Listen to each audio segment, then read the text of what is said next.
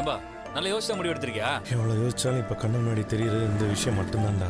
அதான் டைம் இருக்குல்ல, அதுக்குள்ளே அவசரப்படுற. டைம் ஓடிட்டே இருக்குடா. அதுவும் இல்லாமல் வீட்டில் அம்மா வர பிரச்சனை பண்ண ஆரம்பிச்சிட்டாங்க. 2 நாளில் வீட்டு பிரச்சனையை சரி பண்ணேன்னு வர சொல்லிட்டேன். முத்து, நான் சொன்னல கார் மணி அவர்தான். வணக்கம்ப்பா. நம்ம ஏரியால கார் விக்கிறது வாங்குறது எல்லாமே அண்ணன் தான்டா. தெரியும்டா. மணி என்ன தெரியாதா? நானே சில பாட்டி அவர்கிட்ட அனுப்பியிருக்கிறேன். அண்ணே இந்த காரு அந்த காரு அப்புறம் அங்கே இருக்க வேனு கொஞ்சம் பார்த்து சொல்லுங்க. சரிப்பா, செல்வம் எல்லாத்தையும் சொன்னாப்ல. நீயும் இப்பதான் படிப்படியாக முன்னேறிக்கிட்டு இருக்க. வேனு கூட இப்பதான் வாங்கினேன், அதுக்குள்ள ஏன்ப்பா விற்கணும்னு பார்க்குற? என்னென்ன பண்ணுறது, நம்மள மாதிரி ஆளுங்களோட வாழ்க்கை இப்படி ஆகிப்போச்சுண்ணே. ஜானியர்னா முளசு இருக்குன்னு சொல்லுவாங்கல்ல, அந்த மாதிரி தான் நம்ம பொழப்பெல்லாம். ஒரு அடி எடுத்து வச்சா ஏதாவது ஒரு பிரச்சனை வந்து பின்னாடி இழுத்து விட்டுருது. அப்படி என்னப்பா ஆச்சு? என் வீடு ஜப்தியாகிற மாதிரி இருக்குண்ணே. அம்மாவும் அப்பாவும் வீட்டை விட்டு என் மாமியார் வீட்டில் வந்துருக்குறாங்க. எத்தனை நாள் தான் அவங்களும் அங்கேயே இருக்க முடியும்? நாளுக்கு நாள் நெருக்கடி அதிகமாகிட்டே இருக்கு. சீக்கிரம் வேற பணத்தை கட்டியா ஒன்று. அதான் இந்த 2 காரையும் வேணையும் பார்த்து சொன்னீங்கன்னா. பேப்பர்ஸ் கொடுப்பா. டே கார்த்தி, இந்த ஸ்டேரிங் பக்கத்தில் இருக்க எடுத்து கொடு. வாப்பா. வாங்க சார். டேய் முத்து, எனக்கே ரொம்ப சங்கடமா இருக்குடா. நீ வாடகை கார்ல இருந்து சொந்தமா கார் வாங்கின, அப்புறம் வேன் வாங்கின. அப்ப எனக்கெல்லாம் ரொம்ப சந்தோஷமா இருந்துடா. இப்ப திடீர்னு நீ என்னடா செல்வம் பண்ணுறது? நம்மள மாதிரி ஆளுங்க என்னதான் முன்னேறிடலான்னு கனவு கண்டாலும் சூழ்நிலை ரவுண்டு கட்டி அடிக்குதாடா. எனக்கு இப்போதைக்கு வேறு வழி தரலடா. முத்து, இந்த கார் நிறைய கிலோமீட்டர் ஓடி இருக்குப்பா. ஆமாண்ணே, இதான் முத வாங்கின காரு. நிறைய வெளியூர் ட்ரிப்லாம் போயிருக்கிறேன். இப்போ இந்த கார் வச்சு நல்லா தான் சம்பாரிச்சிருக்க. ஆமாண்ணே, ஒரு 10 கோடி சம்பாரிச்சிருக்கிறேன். பேங்க்ல சேர்த்து வச்சிருக்கேன். அதான் இப்போ காரை வைக்கிறேன். என்ன நீ வேற பாத்தியா செல்வம், இப்போ கூட நல்லா காமெடியா பேசுறாப்ல. என்னண்ணே பண்ணுறது? துன்பம் ஒரு வேலையில் சிரிங்கன்னு வள்ளுவர் சொன்னார். அதை கண்ணதாசன் பாட்டை எழுதி வச்சிருக்கிறாரு. நம்ம நிலைமை அப்படிதான் ஆயிடுச்சு. நல்லா பேசுறப்பா நீ. பேசாம நீ அரசியலுக்கு போயிருக்கலாம்ப்பா, ஒரு எம்எல்ஏ கூட ஆயிருக்கலாம்ப்பா நீ. ஏண்ணே இருக்கிற குழப்பம் போகிறதுக்கா? நீ எவ்வளோ தருவேன்னு சொல்லுண்ணே. இந்த கார் கொஞ்சம் பரவாயில்லப்பா. ஒரு வருஷத்துக்கு முன்னாடி தான் வாங்கியிருக்க. 4 லட்சம் தேத்தலாம். அப்ப இந்த காரு அது நிறைய கிலோமீட்டர் வரைக்கும் ஓடி இருக்குப்பா. 2.5 லட்சம் தேத்துறதே பெரிய விஷயம். 4, 2, 6 தானே ஆகுது. அந்த வேன் இப்படி இந்த வாங்கி கொஞ்ச நாள் தான் ஆச்சு. அதுக்கு கட்ட வேண்டிய டியூவே நிறைய இருக்குப்பா. ஆமாண்ணே, வாங்கி கொஞ்சம் கிலோமீட்டர் தான் ஓடி இருக்கு. செல்வம் தான் ஓட்டிட்டு இருக்கான். அதுக்கு டியூ முடியலப்பா. அதிகபட்சம்லாம் போவாதுப்பா. 1 லட்சம் வரைக்கும் வாங்கலாம், அவ்வளவுதான். அப்ப மொத்தம் 7.5 லட்சம் தான் மொத்தம் ஆகுது. அண்ணா எனக்கு ஒரு 10 லட்ச ரூபா வேணும். அதை ஃபைனான்ஸ்கிட்ட கட்டி கொஞ்சம் டைம் ஆகும். அப்பதான் எங்கள் வீடு எங்களுக்கு கிடைக்கும். இவ்வளவுதாப்பா உனக்கு கடன் இருக்கு. மொத்தமாக 38 லட்சம் இருக்குண்ணே.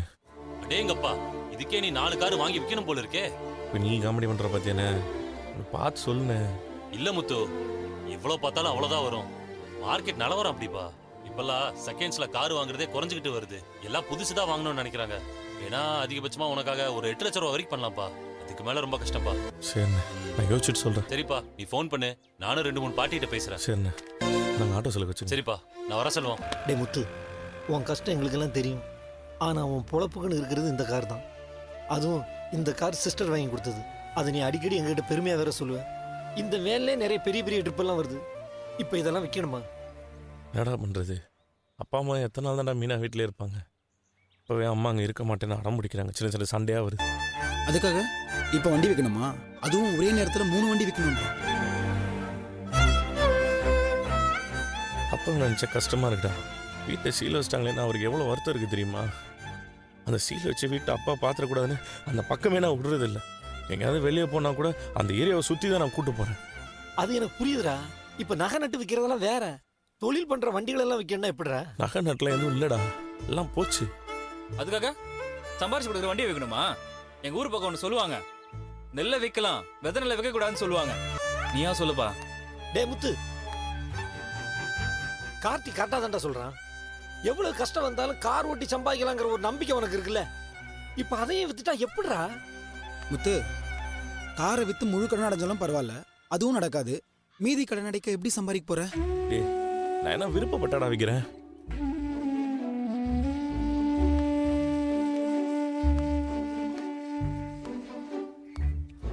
பொறுப்பு இல்லாம மறுபடியும் சுத்துறேன்னு எனக்கு ஒரு பேர் இருந்துச்சு.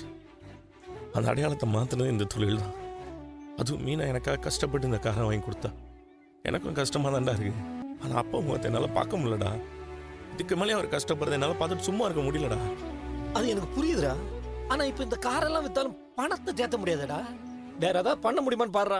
என்ன பண்ணியாவது அப்பா அம்மா வீட்டை கூட்டு போண்டா. அது மட்டும் தான் என் மண்டையில ஓடிட்டே இருக்கு. ரவி, என்னாச்சு? ஒரு மாதிரி டல்லா இருக்க? சாரி ஸ்ருதி, நம்ம வீட்டு சிச்சுவேஷனை பத்தி யோசிச்சுட்டு இருந்தேன். அந்த டென்ஷன்ல என்னால குக் பண்றதுல ஃபோக்கஸ் பண்ண முடியல. முத்து அவங்கிட்ட இருக்கிற 3 வண்டியும் சேல் பண்ண முடிவு பண்ணிட்டானா? அப்படியா? ஆமா, எல்லாரும் அவங்கிட்ட வேண்டாம் தான் சொல்லிருக்காங்க. ஆனா அவன் கடன் அடைக்கணுமேன்னு பாவம் தனியா கஷ்டப்பட்டுட்டு இருக்கான். அந்த மனோஜ் அவனும் கண்டுக்கிறது இல்ல. மனோஜ் எதுக்கு தான் ரெஸ்பான்சிபிலிட்டி எடுத்திருக்காரு? ரொம்ப ஃபெட்டப்பா இருக்கு ஸ்ருதி. அம்மா அப்பா 2 பேரும் இத்தனை வருஷம் வாழ்ந்த வீட்டை விட்டுட்டு அங்க போய் அண்ணி வீட்டுல இருக்காங்க.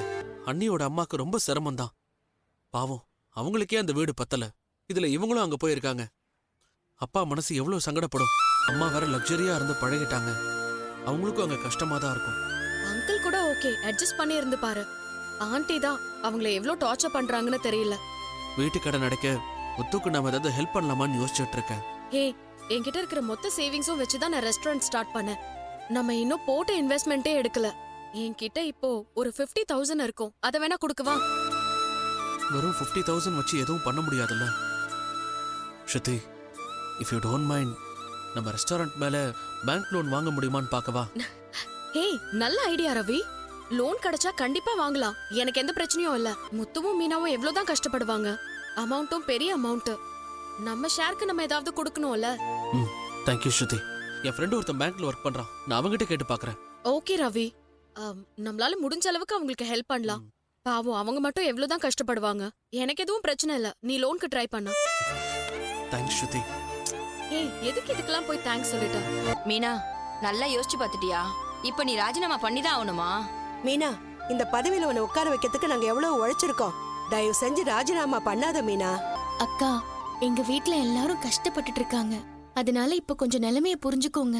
இந்த பதவியை நான் ராஜினாமா பண்ணாதான் என் மாமனார் மாமியார் சந்தோஷமா இருப்பாங்க. என் புருஷனும் பாவம் எங்க குடும்பத்தை பழையபடி எங்க வீட்டுக்கு கூட்டிட்டு போறதுக்காக ரொம்ப கஷ்டப்பட்டுட்டு இருக்காரு. இப்ப நான் இந்த பதவியை ராஜினாமா பண்ணா எல்லா பிரச்சனையும் தீந்துடும். என்னோட பக்கம் இருக்கிற நியாயத்தையும் நீங்க கொஞ்சமாவது யோசிச்சு பாருங்கக்கா. மீனா, அந்த சிந்தாமணி உன்னை ஆளை வச்சு கத்தியால குத்துனா நீ எப்படியோ பொழைச்சு வந்துட்ட. இதெல்லாம் தாண்டி இந்த பதவியில் வந்து உட்காந்துட்டு இருக்க. ஆனா இத நீ விட்டுட்டனா அவ ஜெயிச்சிடுவா. ஜெயிச்சுட்டு போகட்டும்க்கா, எனக்கு அதை பத்தி எல்லாம் கவலை இல்ல. அவளுக்கு என் மேல இருக்கிற கோவத்துல தான் என் குடும்பத்தை பழி வாங்கிட்டு இருக்கா. என்னால மத்த யாரும் பாதிக்கப்படக்கூடாது. என்ன இது மீனா சொல்றத கேட்கவே மாட்டேங்கிறா. பண்ணாத மீனா, தயவு செஞ்சு நாங்க சொல்றத கேளு மீனா. அக்கா ப்ளீஸ்க்கா, நான் சொல்றத புரிஞ்சுக்கோங்க. தயவு செஞ்சு என்ன யாருமே தடுக்காதீங்க. உங்க பேச்சு நான் என்னைக்கும் கேட்காம இருந்ததில்ல. ஆனா இப்போ எனக்கு வேற வழி தெரியல.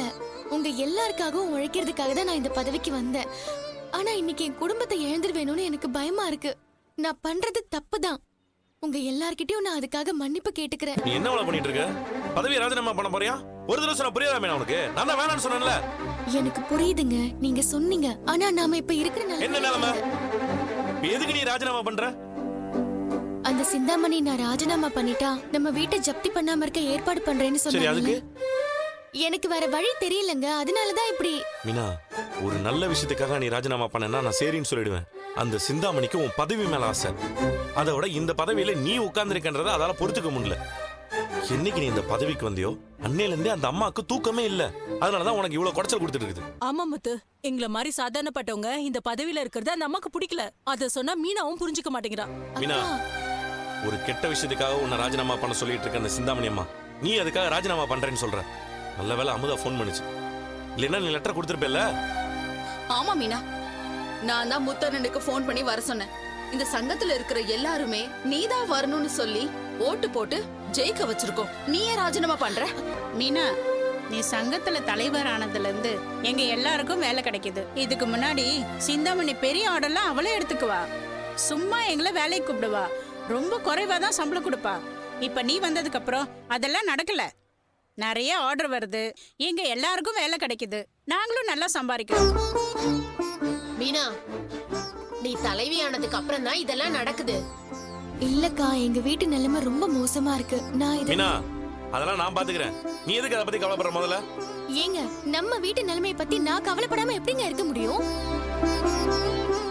அத்தை மாமா எவ்வளவு கஷ்டப்படுறாங்கன்னு நானும் தினம் பாத்துட்டு தாங்க இருக்கேன். இது எல்லாத்துக்குமே முடிவு இதுதாங்க. அப்ப நான் சொல்றதை நீ கேட்கவே மாட்டேல்ல? நீங்க சொல்றத கேட்க கூடாதுங்கிற எண்ணம்லாம் எனக்கு இல்லங்க. ஆனா இந்த நேரத்துல எது முக்கியம்னு மட்டும் எனக்கு தெரியுது. அததான் நான் பண்ணவும் போறேன். நீங்க என்ன இங்க? நீங்க ரிசைன் பண்ண போறீங்கன்னு கேள்விப்பட்டுதான் நான் வந்தேன். ஆமா ஸ்வேதா, வீட்டை ஜப்தி பண்ணாம தடுக்க இதுதான் ஒரே வழி. பாத்தியா தங்கச்சி, இவ என்ன வேலை பாத்துட்டு இருக்கான்னு? எவ்வளவு சொன்னாலும் கேட்கவே மாட்டா. மீனா, இந்த பொண்ணு யாருன்னு தெரியுதா? தெரியுமே, நம்ம மல்லிகாக்கா பொண்ணுதான். இவ முன்னாடிலாம் மார்க் ரொம்ப கம்மியா எடுத்துட்டு இருந்தா. ஆனா இப்போ நீங்க சொல்லி நான் சங்கத்துல இருக்கிற குழந்தைங்களுக்கு டியூஷன் எடுக்க ஆரம்பிச்சேன். அதுக்கப்புறமா இவ ஸ்கூல்ல ஃபர்ஸ்டா வந்திருக்கா. இங்க பாருங்கக்கா, என்னோட மார்க் ஷீட். மீனாக்கா, நீங்க ரிசைன் பண்ணாதீங்கக்கா, ப்ளீஸ்க்கா. மீனா, ரொம்ப யோசிக்காத. உலகத்திலே ரொம்ப பெரிய புண்ணியம் ஒருத்தவங்க படிப்பை கொடுக்கறது தான். நம்ம தான் பெருசா படிக்கல, உன்னால அந்த பொண்ணு நல்லா மார்க் எடுக்குதுல்ல, இதனால எத்தனை குழந்தைங்களோட வாழ்க்கை மாறும். நீ அதை யோசிச்சு பாரு. மீனா, நல்லவங்க நல்ல பதவியில இருந்தாதான் 4 பேருக்கு நல்லது நடக்கும். இன்னைக்கு இந்த பொண்ணு இந்த மாதிரி எத்தனையோ குழந்தைங்கள நீங்க இந்த பதவியில இருந்தாதான் உருவாக்க முடியும். சிந்தாமணி வந்தா இந்த டியூஷன் நடத்துறதுக்கு இடம் கூட தரமாட்டா.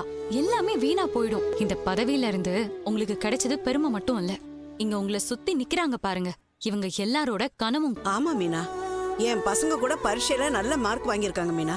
மீனா இந்த பதவிக்கு வந்ததுக்கு அப்புறம் தான் என் பிள்ளைங்க நல்ல மார்க் வாங்குறாங்க, நல்லா படிக்கிறாங்கன்னு எல்லார்கிட்டயும் பெருமையா சொல்லிட்டு இருக்க மீனா. நீ இந்த சங்கத்தோட தலைவியா வந்ததுல என் பிள்ளைங்க நல்லா படிச்சு நல்ல மார்க் வாங்கியிருக்காங்க. அவங்கெல்லாம் எதிர்காலத்துல நல்ல நிலைமைக்கு வர்றது உன் கையில தான் இருக்கு மீனா.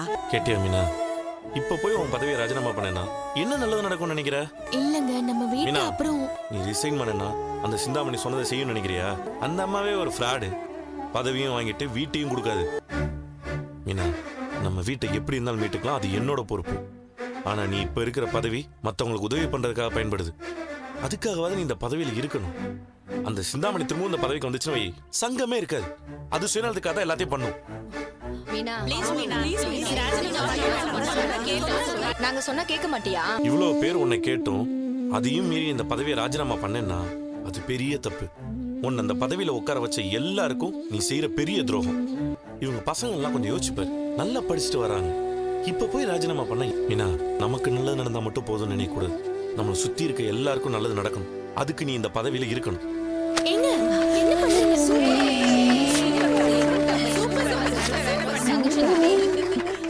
மீனா, நீ தான் இந்த பதவியில இருக்கணும்.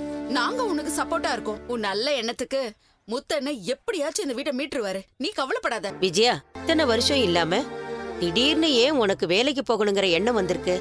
இத்தனை வருஷமா நான் சும்மாவே இருந்துட்டேன்ல, அதான் இப்ப பிரச்சனை. ஆரம்பத்திலே நான் ஏதாவது வேலைக்கு போயிருக்கணும். குடும்பம், பிள்ளைங்க, புருஷன்னே வாழ்ந்துட்டேன். அப்படி இருந்ததெல்லாம் தப்போன்னு இப்ப தோணுது பார்வதி. இப்ப இருக்க பொண்ணுங்கெல்லாம் பாரு, ரொம்ப உஷாரா இருக்காளுங்க. குடும்பத்தை விட அவங்க பாக்குற வேலையை தான் பெருசா நினைக்கிறாங்க. ஆனா நானும் நீயும் குடும்பம்தான் பெருசுன்னு வாழ்ந்து நம்ம திறமைய வெளியே கொண்டு வராமலே விட்டுட்டோம். அப்படியெல்லாம் நினைக்காத விஜயா. நீ குடும்பத்துக்காக பிள்ளைங்களுக்காக வாழ்ந்த, இதுல ஒண்ணு தப்பு இல்லையே. நானும் அப்படிதான். முன்னாடி என் பையனுக்காக வாழ்ந்தேன். நாம சரியாதான் இருந்திருக்கோம். ஆனா நீ யாருக்காக கஷ்டப்பட்டியோ அவங்களே உன் கூட இல்லையே. உன் பையன் உன்னை தனியா விட்டுட்டு அவன் பொண்டாடி கூட போயிட்டான்ல. அதுக்கு என்ன பண்றது? என் கடமையை நான் சரியாதான் செஞ்சிருக்கேன். அதுக்காக நான் ஒரு நாளும் வருத்தப்பட்டதில்ல. இப்ப நான் எனக்காக வாழறேன். சிவன் கூட சேர்ந்து கதை சொல்லி வீடியோ போடுறேன். அது மனசுக்கு ரொம்ப சந்தோஷமா இருக்கு. நீயாவது கதை சொல்ற, ஓரளவுக்கு பிரபலமா இருக்க, நல்லா சம்பாதிக்கவும் செய்யற. ஆனா என் நிலைமைய பாரு, அந்த மீனா வீட்டுல ஒண்டிட்டு இருக்கு. என் வீட்லயே என்னால இருக்க முடியல. அங்க உன்னை நல்லா தானே பாத்துக்கிறாங்க. அட நீ வேற, அவங்களுக்கெல்லாம் என்ன பார்த்தா இளக்காரமா போயிடுச்சு. எப்படா அங்கிருந்து போலான்னு இருக்கு. எனக்குன்னு ஒரு மரியாதை இருக்கணும்னா நான் வேலைக்கு போய் தான் ஆகணும். வேலைக்கு போலான்னு நினைக்கிறது தப்பு இல்ல. அது நம்மளை எப்பவும் ஆக்டிவா வச்சிருக்கோம். சொல்ல போனா நமக்கே ஒரு நம்பிக்கையை கொடுக்கும். அது நல்ல விஷயம்தான். ஆனா நீ என்ன வேலைக்கு போ? நான் வேலைக்கு போறேன். என்ன வேலை? டான்ஸ் சொல்லி கொடுக்கற வேலை தான். வேற என்ன வேலை தெரியும் எனக்கு? நம்ம கையில 4 காசு இருக்கணும். அப்பதான் யாரா இருந்தாலும் நம்மள மதிப்பாங்க. நான் அடுத்தவங்க கை எதிர்பார்த்து இருக்க விரும்பல. அதனால நான் வேலைக்கு போக தான் போறேன்.